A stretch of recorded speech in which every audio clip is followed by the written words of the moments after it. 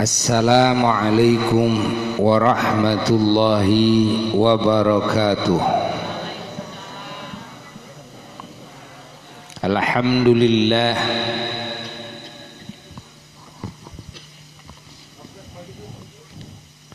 alladzi manna alaina bima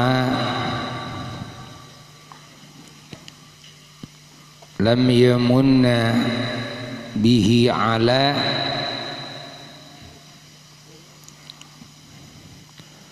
ghairina minal umamis sabiqah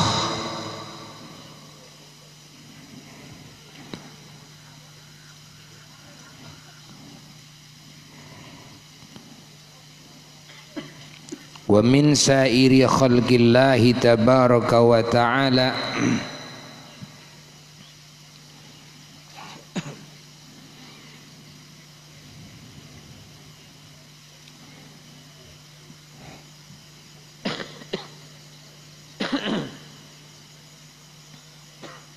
lianna Allah tabaraka wa ta'ala manna alaina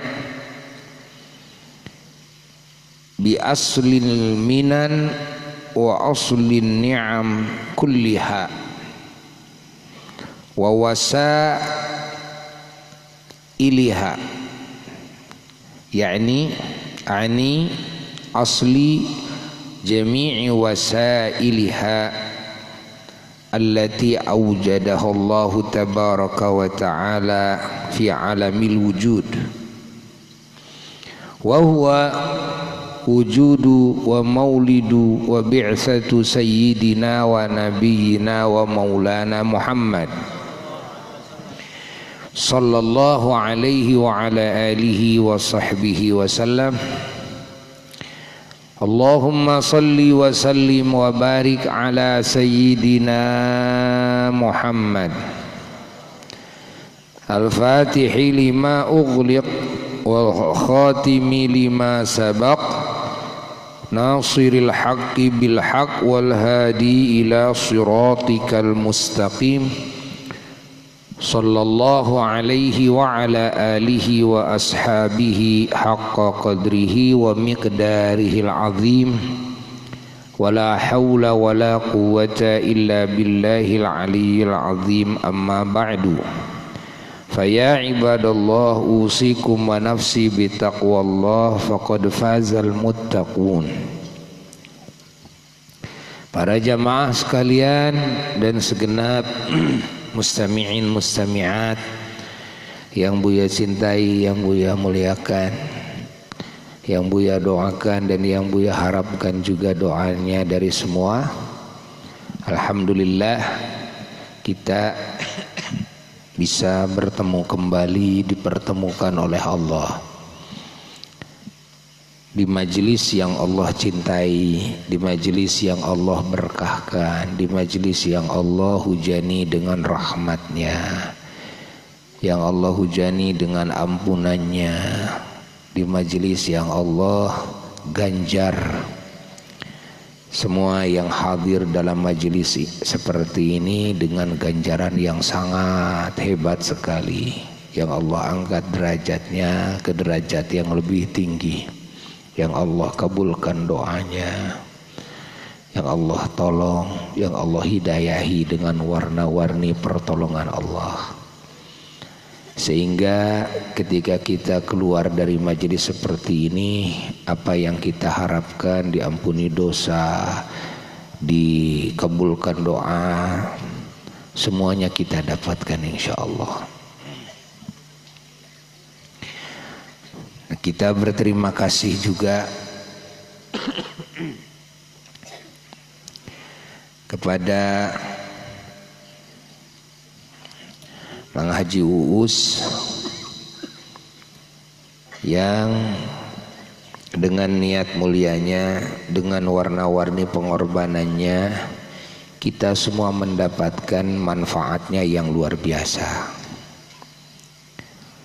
Memang acara seperti ini acara yang selalu istimewa dan luar biasa. siapapun yang mengadakan acara seperti ini. Kita seolah-olah dengan adanya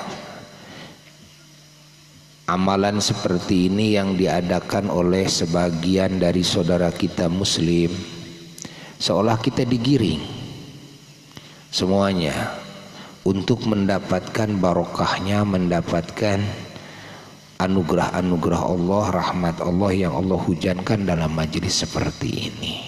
Sementara kita yang hadir tidak terlalu banyak berkorban, ya kan?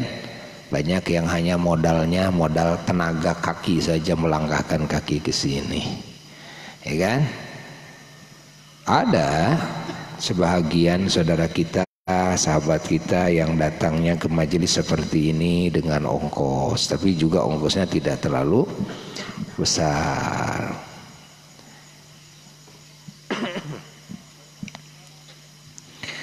Dan tidak terlalu menantang, gitu kan? Apalagi cuacanya cerah, tuh, masya Allah. Jalannya enak, kan? Udah banyak lampu, bahagia semuanya. Alhamdulillah, bersyukur kepada Allah. Kalau banyak bersyukur, musibah yang Allah berikan dicabut. Kalau banyak bersyukur, nikmat yang Allah berikan ditambah. Itulah kunci, ya, kesuksesan. Salah satunya adalah syukur, banyak syukur. Jangan banyak mengeluh, ya kan? Nah, bahkan sedikit pun mengeluh itu jangan.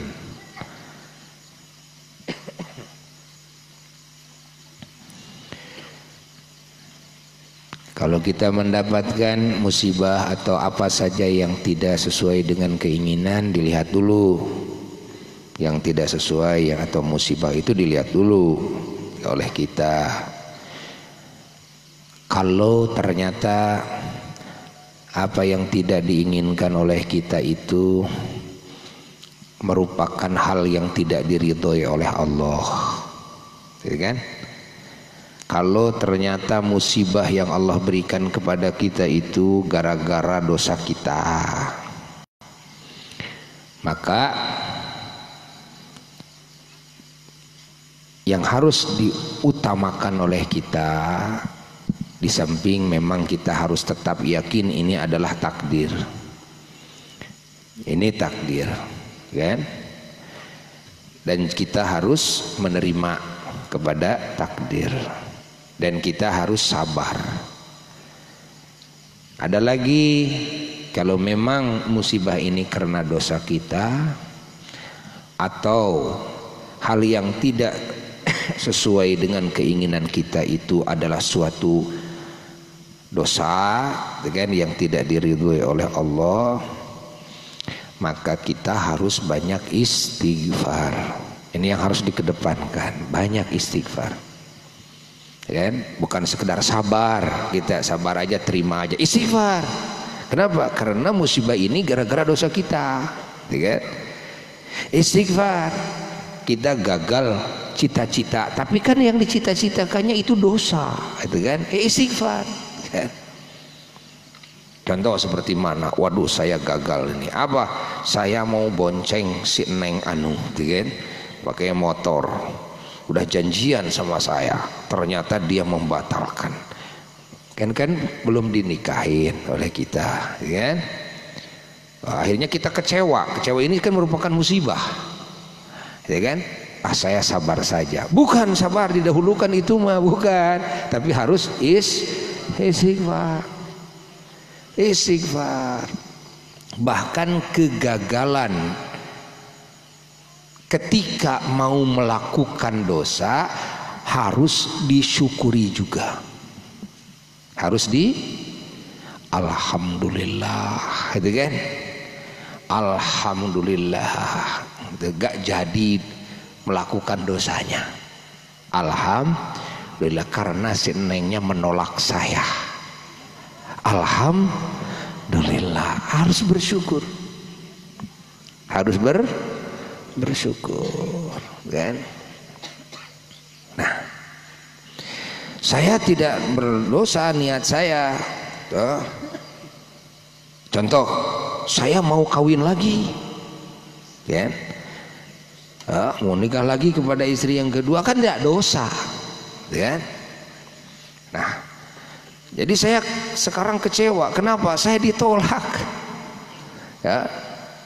Padahal dia sudah menerima dari awalnya, siap ditikahi sama saya, tapi ujung-ujungnya malah saya ditolak, gitu kan? Nah, apakah saya ini harus bersyukur juga?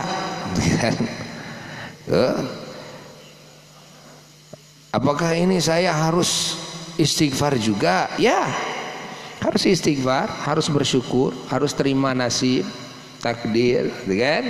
Loh, kenapa saya bersyukur? Kan ini bukan dosa. Tapi kita harus melihat dan melihat keadaan kita. Ya, lihat keadaan kita. Boleh jadi kita ketika menikah lagi kepada istri yang kedua itu malah nanti kita berdosa. Berapa banyak orang ketika punya istri satu dia tidak melakukan dosa, ketika dia punya istri kedua malah dia berdosa. Ya kan? Banyak tuh. Makanya banyak jamaah-jamaah Buya, bahkan kelas-kelas ustad bisik-bisik sama Buya ingin kawin lagi. Buya kasih apa namanya? Kasih arahan, gitu kan? Buya tidak melarang, ya, tapi kasih arahan bahwa resiko enaknya udahlah jangan disebutkan. Sekarang resiko pahitnya. Pahitnya apa? Itu kan berhadapan dengan hal yang bisa menjadikan kita berdosa, berlumuran dosa dan dosa besar ini kan. Nah, tuh. Jadi harus bersyukur juga kalau ditolak sama cewek pingin nikah gitu kan. Yang pertama tidak terurus, tidak terdidik, punya anak dari istri pertama juga tidak terdidik, jarang ketemu, gitu kan? Ya kan? Biaya hidupnya juga serba kurat karet, gitu kan? Nah, malah banyak hutang, lu mau nikah lagi, ya kan? Begitu ditolak sama istri yang lain, harus bersyukur. Alhamdulillah saya ditolak. Andai tidak ditolak, saya terjerumus kepada dosa.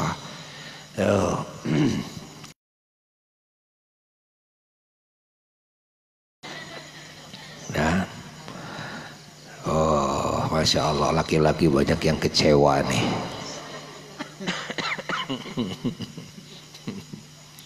Masya Allah, masya Allah. Jangan dikira enteng, ya, jangan dikira enteng. Tuh, rasakan dulu punya istri yang satu itu. Sudahkah bisa memenuhi kewajiban kita sebagai suami, sebagai ayah, itu kan? Tuh, dari sisi kemaslahatan dunianya, dari sisi pendidikan agamanya, tuh, ataukah belum? Nah, kalau belum, kalau kita memaksakan diri kan bahaya. Nah, itu namanya berani babi. Kalau berani babi nanti mesin giling aja ditubruk, hancur nanti. Apa aja ditubruk. Nah, eces, jelas. Tuh, nggak ulang lah laki. Masya Allah, kecewa itu ya. Masya Allah, kecewa. Allah, Allah, Allah, Allah, Allah, Allah, Allah.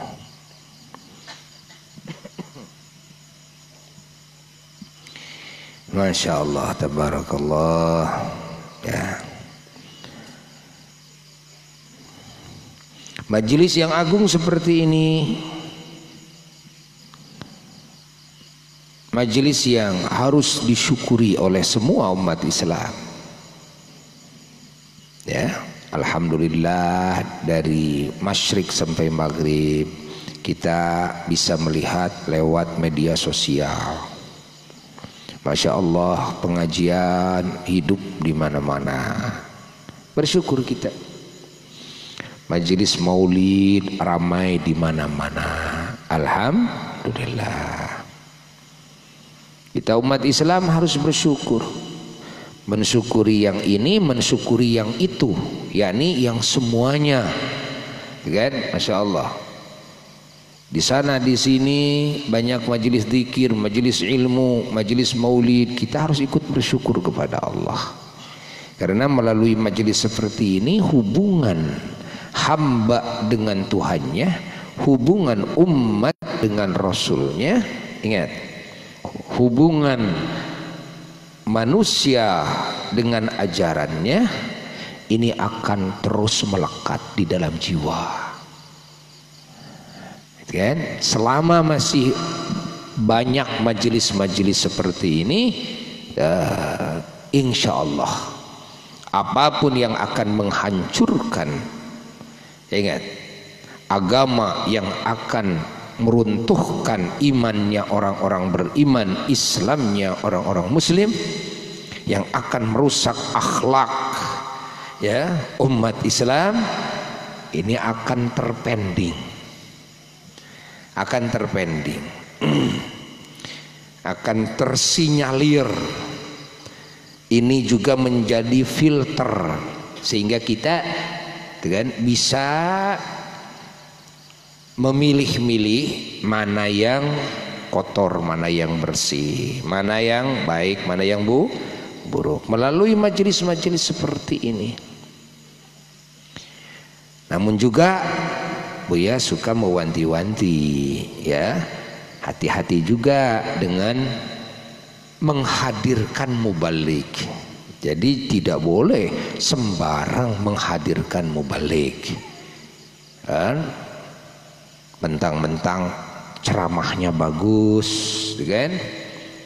Mungkin bagus ketika membahas satu sisi, tapi salah ketika membahas hal-hal yang lain. Malah kadang terjadi bagus dalam satu sisi kan, dalam pembahasannya, salah fatal dalam hal lain. Ini terjadi. Tapi kadang-kadang kan orang yang awam kalau sudah mendengar ceramah seseorang, dengan satu kali ceramah memikatnya langsung diponis, wadah ini mubalik hebat. Dan belum tahu ternyata di dalam pemikiran-pemikiran titik-titik yang justru fatal, tidak boleh salah dalam hal ini, malah salah ya kan? Yang orang awam akhirnya banyak yang meninggalkan maulid, menganggap bid'ah kepada maulidan, kepada tahlilan, kepada tawasulan, kepada ziarah kubur. Gara-gara apa? Terpancing dengan satu bahasan yang bagus, sudah percaya, sudah memuliakan, akhirnya berguru, ternyata dalam pemikiran yang lainnya malah ini fatal salahnya, akhirnya digiring ya kepada pemikiran-pemikiran yang salah itu. Akhirnya berbaliklah kebenaran yang tadinya dipegang teguh merupakan kesalahan yang dibenci dan dibuang di dalam pemikirannya. Dan ini terjadi ya, perubahan akidah terjadi, perubahan kebenaran kan terjadi kan. Gara-gara apa? Itu gara-gara sembarang memilih guru, sembarang mendatangkan mubalik, sembarang mendatangkan khotib Jum'ah, sembarang mendatangkan ya para penceramah. Maka Buya kepada umat Islam semuanya, siapapun umat Islam, wabil khusus jamaah Buya, ini harus hati-hati. Sekarang harus hati-hati ya. Bahkan sekarang kan sering terjadi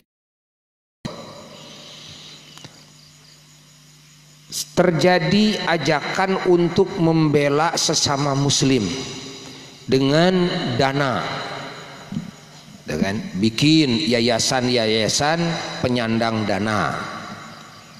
lalu sengaja dipromosikan, kan? Musibah yang menimpa umat Islam. Akhirnya rame-rame orang baik sangka ikut nanam donasi, ya, ikut infak, ikut sodakoh dan sebagainya. Tapi belakangan ternyata banyak yang terbongkar. Ada yang ternyata hanya penipuan, kan? Yang masuk kepada kantong-kantong, kan, pengurus. Ada yang ternyata disalurkan, dipakai membantu para teroris. Ini terjadi. Masyarakat yang ikut mendonasikan hartanya tidak tahu menau. Nah, banyak sekarang yang dengan cara pengobatan untuk mencuci otak umat Islam yang tadinya punya pemikiran, faham ahli sunnah wal jamaah menjadi berubah. Dengan cara apa? Mengedepankan pengobatan. Sukses, banyak orang yang sembuh, akhirnya berbondong-bondong ikut berobat ke sana. Ternyata ini ustadz yang mengobatinya. Nah, sebagian fahamnya itu adalah faham yang justru fatal di dalam pandangan Islam. Nah, ini terjadi di zaman kita, bahkan dari dulu juga, kan? Cuma sekarang sudah zaman media sosial, kan? Jadi semakin terbuka sekarang. Nah, di sini kita harus hati-hati, kita harus safety, kan? Jadi kalau ngaji itu harus kepada ulama yang jelas. Jelas apa? Jelas mata rantai keilmuannya. Ini ngajinya di mana? Gurunya siapa, kan? Lihat pemikiran-pemikirannya. Barangkali, kan, khawatir ada pemikiran yang nyeleneh, kan? Dan ini akan menjadi virus, kan, bakteri nanti bagi ahli sunnah wal jamaah. Mengatasnamakan ahli sunnah wal jamaah, padahal ini orang punya pemikiran yang pemikiran ini merupakan virus, merupakan penyakit yang akan menyerang, kan, kepada otak-otak dan hati-hati ahli sunnah wal jamaah. Akhirnya ahli sunnah wal jamaah, berapa banyak orang-orang yang ahli sunnah wal jamaah rusak pemikirannya gara-gara satu orang ini nih, gitu kan. Masuk ke organisasi Islam yang bagus, masuk ke organisasi sosial, organisasi umum yang bagus, akhirnya menjadi rusak. Bahkan berapa banyak cara orang jika ingin merusak satu organisasi itu sengaja memasukkan satu orang saja, ya, yang cerdas, yang sengaja ini dijadikan virus yang menularkan pemikiran-pemikiran yang nanti akan merusak organisasi itu. Dan berapa banyak organisasi yang bagus tadinya hancur, lebur, menjadi busuk gara-gara satu orang, tidak banyak.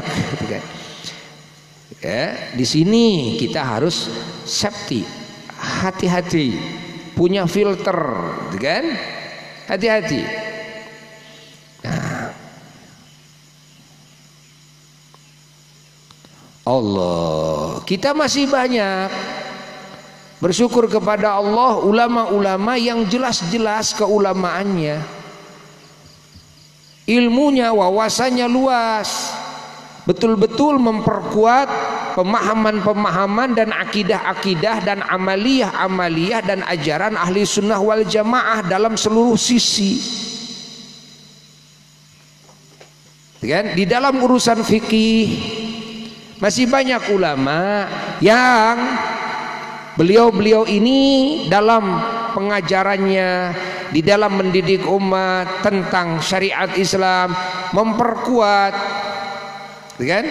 Pemahaman-pemahaman, pemikiran-pemikiran dalam madhab Syafi'i diperkuat, bukan malah dipretelin, kan? Dimasukkan paham-paham dalam madhab yang lain, akhirnya jadi kacau ini umat. Ya, kenapa? Karena dipretelin. Ini dibatalkan, ini dibatalkan. Pemikiran Imam Syafi'i satu-satu dibatalkan, seolah lemah, seolah salah. Dimasukkan pemikiran yang lain, digabungkan kepada mazhab Syafi'i, ya. Dan akhirnya apa? Akhirnya terjadi tadad. Apa tadad itu? Bertolak belakang nanti. Nah, ini akan menjadi kacau. Karena ada sebahagian dari ketentuan hukum hasil ijtihad seorang ahli ijtihad yang nanti tidak bisa disatukan, gitu kan? Tidak bisa disatukan. Kalau tidak bisa disatukan, ini di kalangan orang yang masih belum terbina akhlaknya dengan akhlak mulia, ini bisa menjadi bibit perpecahan, gitu kan? Coba banyak sekarang yang menjadi bermusuhan gara-gara seorang, ya, di dalam tasyahudnya, telunjuknya, ya, cuma satu kali saja digerakannya. Lalu datang pemikiran baru bahwa sesungguhnya menurut keterangan begitu ngangkat telunjuk itu dalam tasyahud harus digerak-gerakan. Jadi begini, digerak-gerakan, kan? Nah, padahal memang ini juga ada mazhabnya.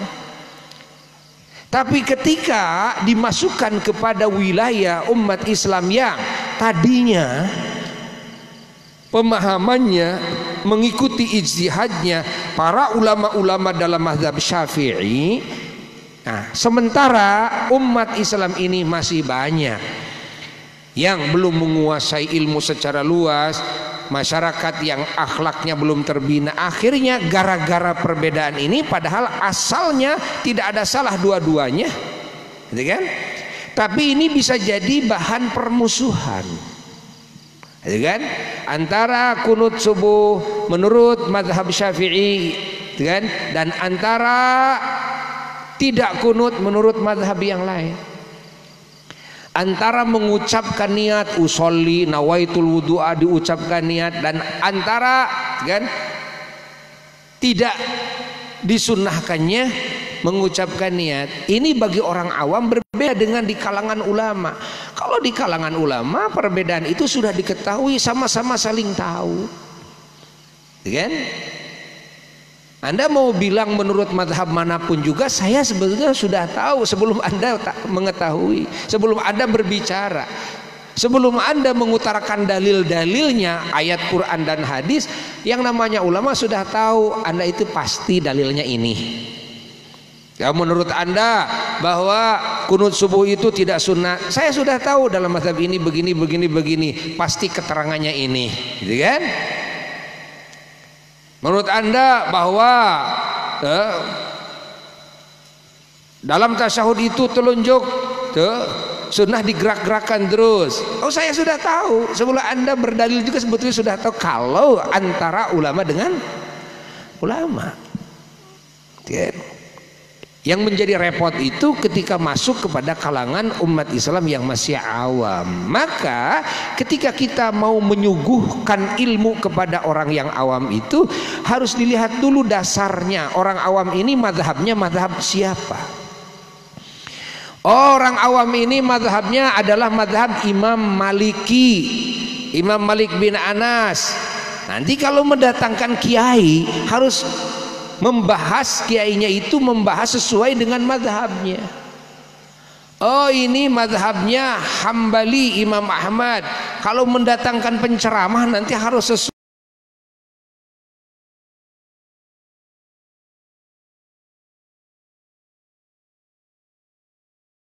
yang pada dasarnya adalah mazhab Syafi'i.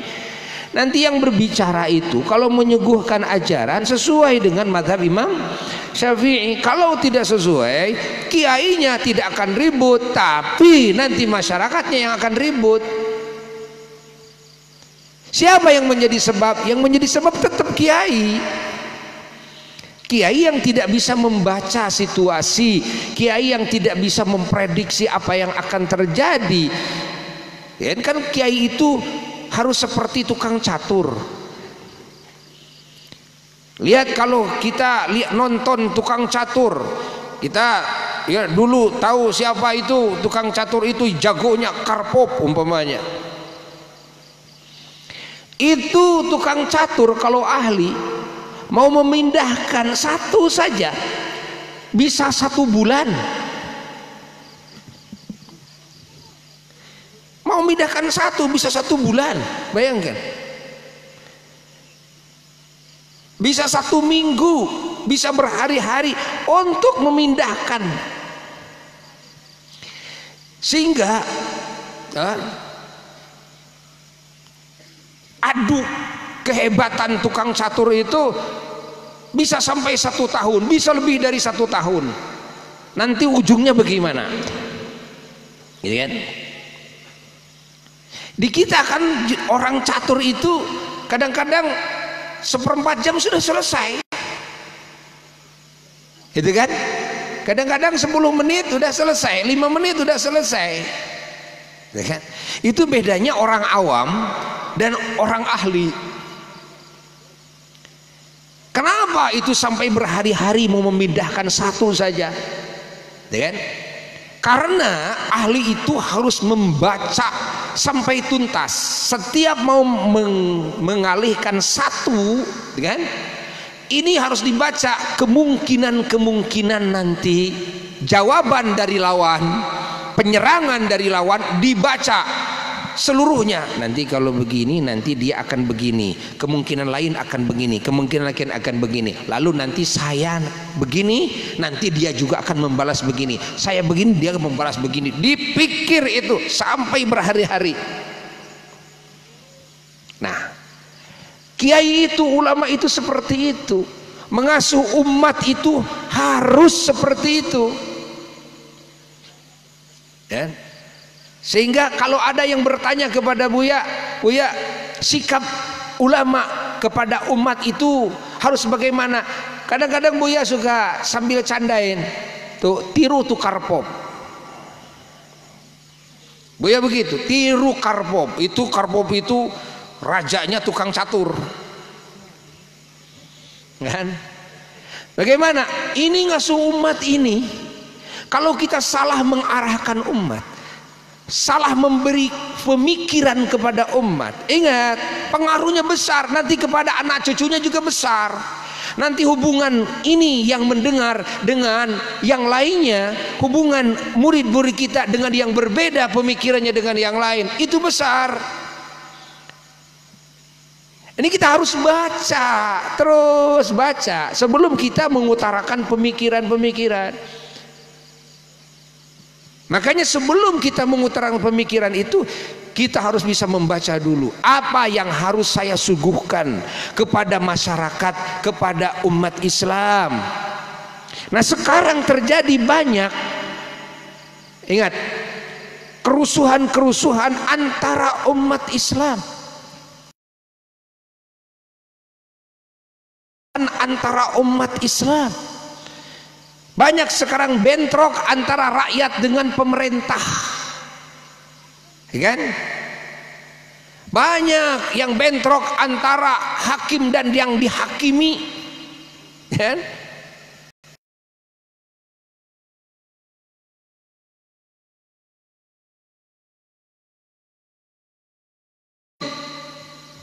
Kalau Buya tidak akan menghakimi non muslim, ya kan? Tapi Buya berkewajiban untuk memberikan arahan dan didikan bagi saudara Buya sendiri sebagai muslim, bahwa sebagai muslim jangan salah walaupun yang lain salah. Sebagai muslim dalam menyikapi berbagai permasalahan dari siapapun keluarnya harus bijak, walaupun permasalahan itu lahir dari non muslim, gitu kan? Sebagai muslim harus adil. Ingat, walaupun yang diadili adalah non muslim, sebagai muslim harus berakhlak mulia. Walaupun ketika menyikapi non muslim hatta yang memusuhi kita, tetap kita jawab dengan akhlak yang mulia. Apalagi dengan sesama muslim. Kenapa sekarang terjadi malah muslim dengan muslim, malah terjadi sekarang menyeret lebih tinggi lagi kiai dengan kiai. Masya Allah, mubalik dengan mubalik. Innalillahi wa inna ilaihi rajiun. Saling jelek-jelekan, saling hina dan sebagainya, saling fitnah, ya. Hati-hati di zaman kita ini. Makanya jangan percaya kepada isu-isu keburukan. Kalau isu kebaikan tidak masalah lah, kan? Walaupun itu ternyata dusta, kan? Kalau kita percaya namanya kebaikan tidak masalah. Tapi ketika ada kejelekan, kan, yang disebarluaskan, hati-hati. Menjelekkan siapapun, hatta menjelekkan non muslim, tidak diajarkan oleh Islam. Gitu kan? Islam bukankah mengajarkan adil? Bukankah Islam mengajarkan adil? Adil itu artinya luas sekali kita kalau berbicara adil, gitu kan? Artinya pandangan kita kepada muslim dan non muslim ketika mau mengadili mana yang salah mana yang benar harus betul-betul sama kita, menyamakan ini muslim ini non muslim. No, muslim kalau memang salah perlu diadili, perlu dihukum, ya dihukum. Non muslim walaupun dia non muslim ketika dia dalam kebenaran, gitu kan, dia harus diselamatkan, selamatkan. Walaupun itu saudara kita, walaupun itu anak kita, sehingga Rasul sendiri sallallahu alaihi wasallam sampai menyatakan statement yang subhanallah luar biasa, ini menjadi hidayah bagi siapapun yang mau menerima hidayah ini. Nasihat yang sangat mendalam sekali. Apa yang Nabi katakan? Yang Nabi katakan, lau sarqat binti Fatimah laqata'tu yadaha. Andai kata putriku Fatimah mencuri, maka aku pasti akan memotong tangannya. Artinya walaupun yang dicuri itu milik orang kafir. Ingat, walaupun yang dicuri itu milik orang kafir. Fahami oleh kita semuanya. Karena tidak ada ajaran di dalam Islam membolehkan menggosok, membolehkan jalir janji, membolehkan dusta, membolehkan menghina, membolehkan mencuri, apalagi sampai membunuh orang-orang yang tidak beriman. Fahami oleh kita. Memaksa saja, memaksa ini bukan membunuh, memaksa saja untuk supaya masuk Islam. Kepada orang yang belum masuk Islam itu dilarang keras di dalam ajaran Islam. La ikraha fiddin. Tidak ada paksaan bagi siapapun dan untuk memeluk Islam tidak ada paksaan. Allah, Allah, Allah, Allah, Allah, Allah. Ya, Allah. Makanya kita harus hati-hati. Di zaman sekarang ini banyak yang menyulut agar umat Islam ini supaya memusuhi non muslim dengan alasan Quran dan sebagainya. Innalillah. Karena sebahagian non muslim melakukan kesalahan. Kita ini sebetulnya ada di negara yang sudah, kan, dilindungi oleh undang-undang, yang ada polisinya, ada jaksanya, ada hakimnya. Kita itu sebetulnya tinggal alhamdulillah. Kalau ada yang melakukan kezaliman kepada kita, baik muslim ataupun non muslim, di mata hukum akan sama. Kita tinggal lapor ke polisi, ya kan? Nanti dilihat di meja hijau siapa yang benar, siapa yang salah, Dengan silakan kebenaran kita kumpulkan datanya, buktinya dan sebagainya. Seperti yang menuduh dengan salah, tentu akan mengumpulkan data-data buktinya. Dan hakim tentu tidak akan sembarangan untuk mengadilinya. Pahami oleh kita, hayati oleh kita. Polisi pun juga tidak akan sembarangan untuk menelaah, menelusurinya. Polisi kan bukan yang menentukan hukuman, bukan, tapi yang menentukan hukuman kan hakim. Polisi itu alat yang membantu hakim, ya kan? Alat yang membantu hakim. Ya. Untuk apa? Penyelidikan. Setelah penyelidikan, penyidikan, disidikeun gitu. Sidik bener, kan? Bener salah disidikeun heula. Penyidikan setelah penyelidikan, kan? Setelah penyidikan baru kalau memang sudah sidik, gesidik masuk kepada tersangka. Tersangka itu artinya belum tentu dia itu salah. Tersangka, ya kan? Belum tentu salah. Lalu diajukan hasil daripada penelitian, penyelidikan, penyidikan sampai dengan tersangka, sodorkan, ya kan? Ke meja pengadilan, dikaji di sana oleh para jaksa, dikaji oleh hakim, ya kan? Itu bisa berminggu-minggu, bisa berbulan-bulan, bahkan ada yang bertahun-tahun. Saking apa? Saking harus teliti, tidak boleh sembarangan, ya, tidak boleh sembarangan. Sebetulnya kalau kita itu ada di jalan yang benar, maka kita pasti tidak akan merasa takut, ya kan? Kalau dihadapkan ke meja hijau, kalau kitanya merasa benar, kita tinggal jawab kok. Nah, tapi kan ditangkap oleh polisi. Tidak setiap yang ditangkap oleh polisi itu dia benar salah. Boleh jadi polisi hanya mengamankan dulu, kan? Karena ini kalau tidak diamankan, ini orang khawatirnya tidak ada, khawatirnya menghilang, khawatirnya pindah ke tempat jauh, berabe lagi, tangkap dulu, ya kan? Hanya untuk apa? Nanti pemeriksaan. Ternyata begitu pemeriksaan awal saja sudah kelihatan oleh polisi itu, ini memang nggak ada masalah. Apalagi ini bisa diselesaikan kekeluargaan dan sebagainya. Buat apa ditaikkan ke atas gitu kan? Nanti kan bikin ribet. Ya.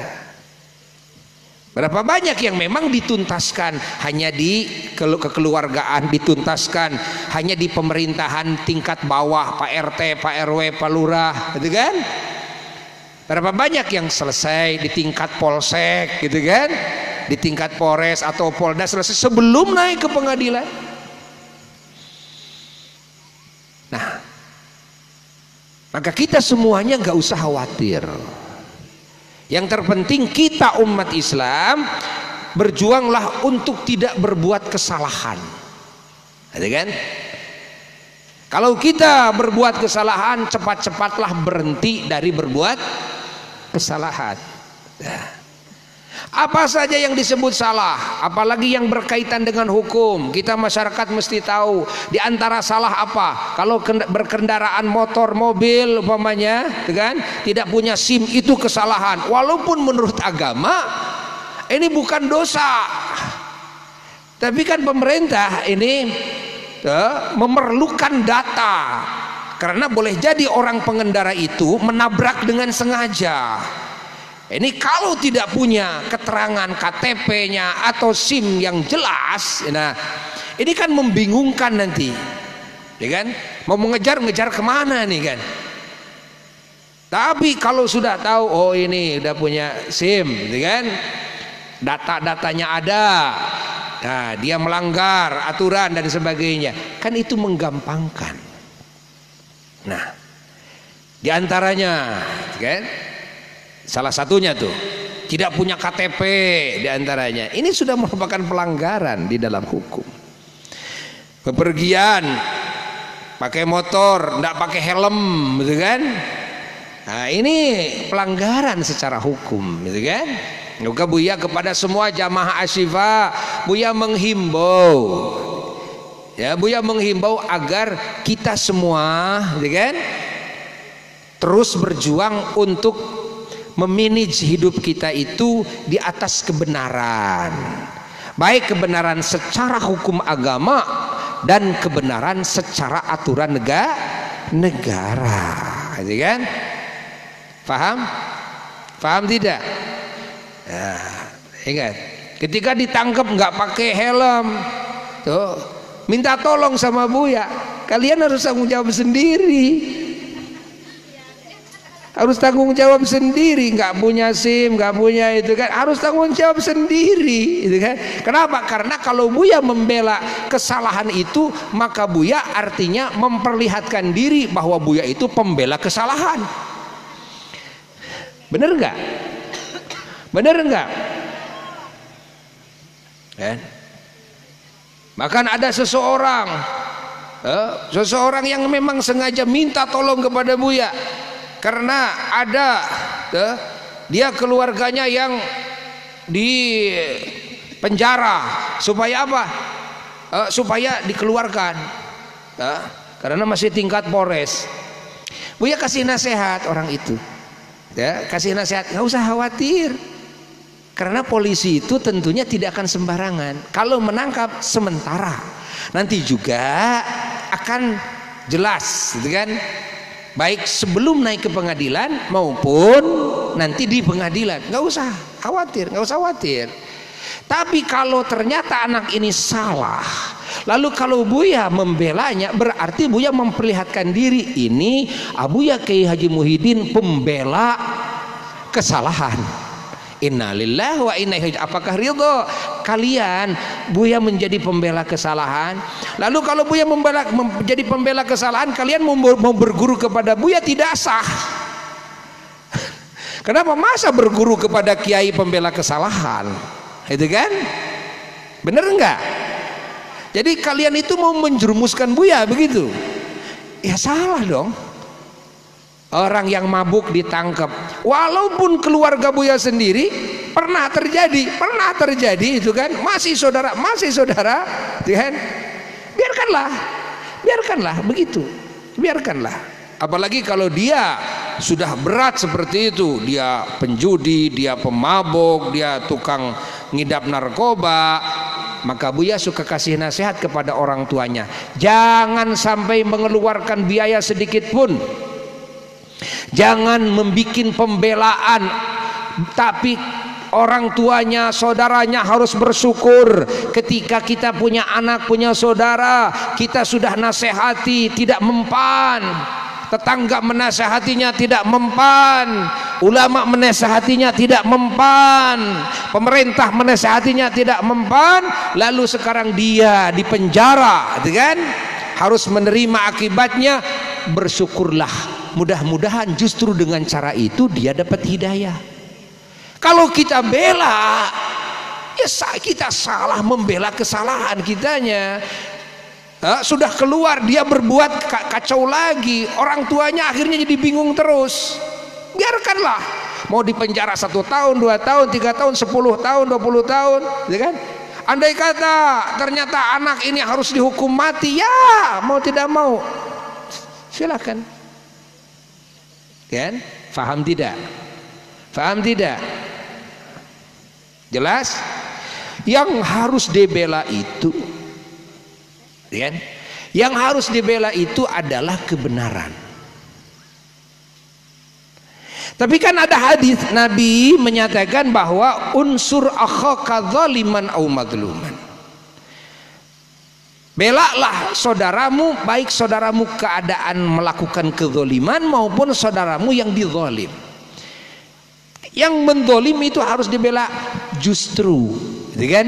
Dengan dibiarkannya oleh kalian, keluarga kalian, hatta anak kalian ditangkap oleh polisi karena melakukan kesalahan, itu bagian daripada menolong anak sendiri. Kalau dibela, ingin dikeluarkan, itu artinya kita mencelakakan anak sendiri.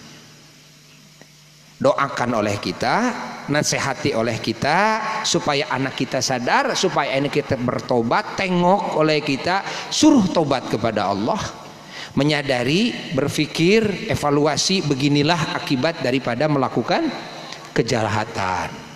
Nah, faham? Doakan oleh kita, biarkanlah. Nah, itu bagian dari cara membela, atau dengan cara memberikan nasihat-nasihat, begitu. Ini membela yang zalim, atau dengan menghukum. Ini cara membela yang zalim. Menghukum itu merupakan membela orang yang zalim agar dia sadar. Paham? Jelas? Nah, begitu. Eces ece? Jelas? Ya, iya. Allah, Allah, Allah, Allah, Allah, Allah. Apalagi jamaah Asyifa. Kalau jamaah Asyifa banyak yang pakai motor lalu nggak pakai helm, apalagi di kota. Yang malu kan Buya. Yang malu itu Buya. Itu kan? Kalian jangan merasa aman. Oh, saya aman nggak ditangkap sama bapak polisi, gitu kan? Sebetulnya Buya itu dipermalukan oleh jamaah Buya sendiri, oleh murid Buya sendiri. Kok jamaah Buya, murid dia nggak patuh kepada hukum? Buya saja naik motor kok punya SIM, naik mobil punya SIM, kadang nyupirin truk punya SIM. SIM Buya ini B, gitu kan? Bukan SIM A lagi, ya, tapi SIM B. Sengaja supaya apa? Supaya waktu-waktu Buya nyopirin truk bisa, gitu kan? Bahkan Buya mau nyopir di luar negeri punya SIM internasional. Sengaja bikin SIM internasional hingga di berbagai negara kalau Buya nyopirin darurat-darurat SIM itu dibawa. Ini SIM internasional ada tuh. Tuh, gitu kan? Jangan dianggap Buya pakai motor, pakai mobil enggak punya SIM. Oh, enggak punya SIM loh. Punya SIM. Oh, ingat. Ya? Paham? Paham? Nah, Allah, Allah, Allah.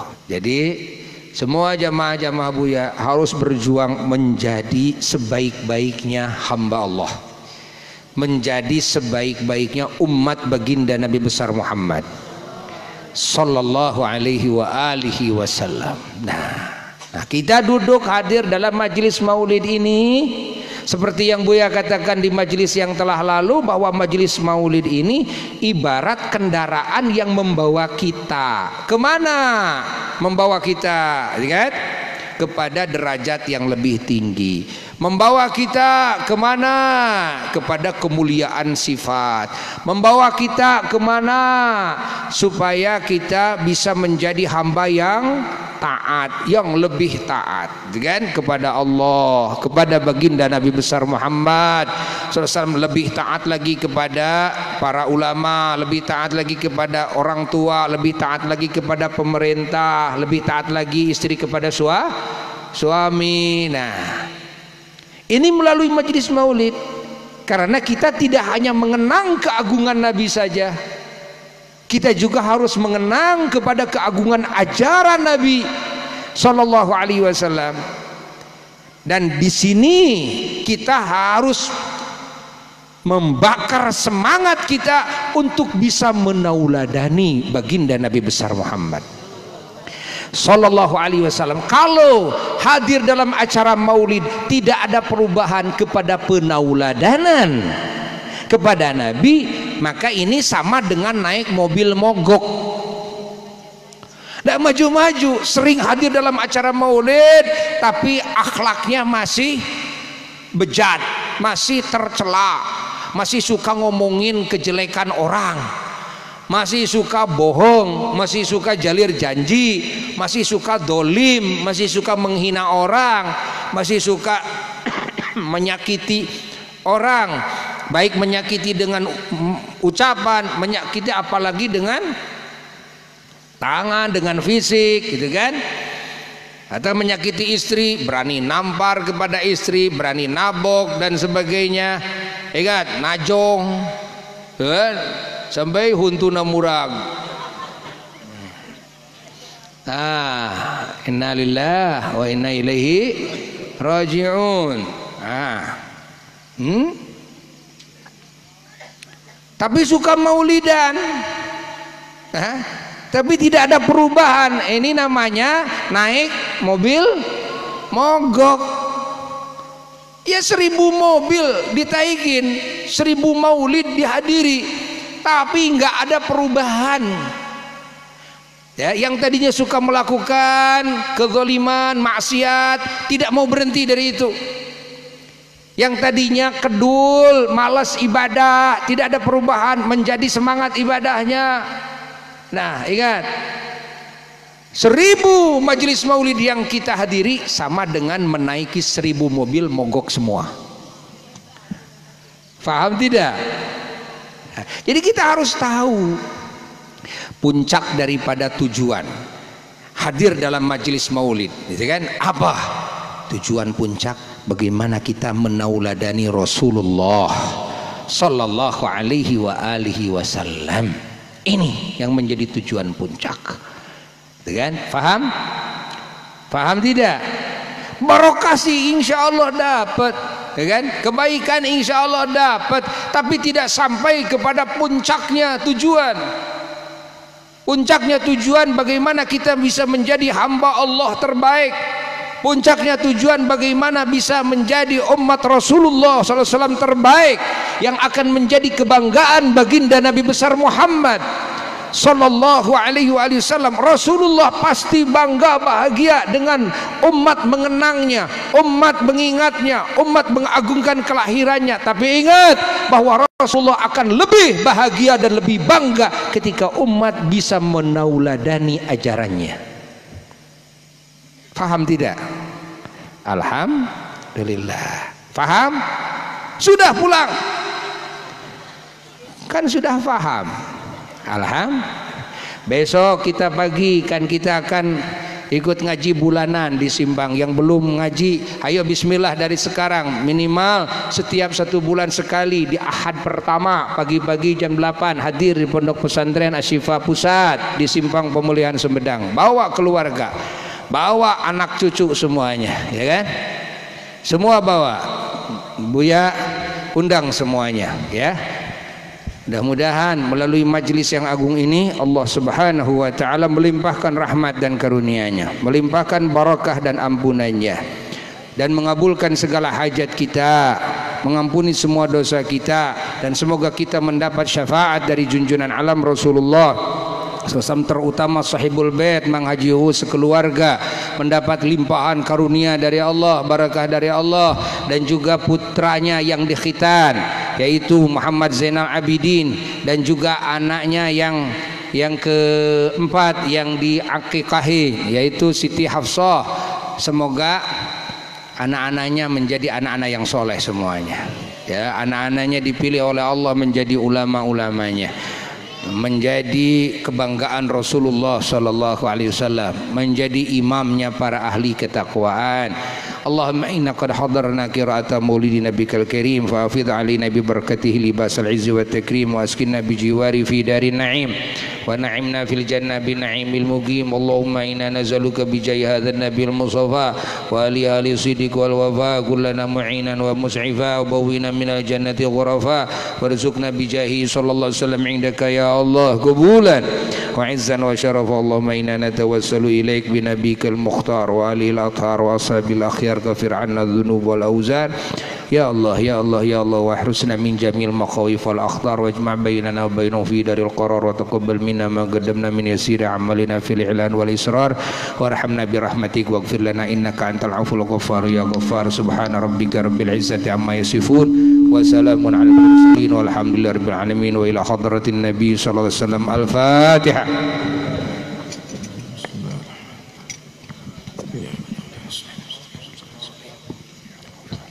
Wassalamualaikum warahmatullahi wabarakatuh.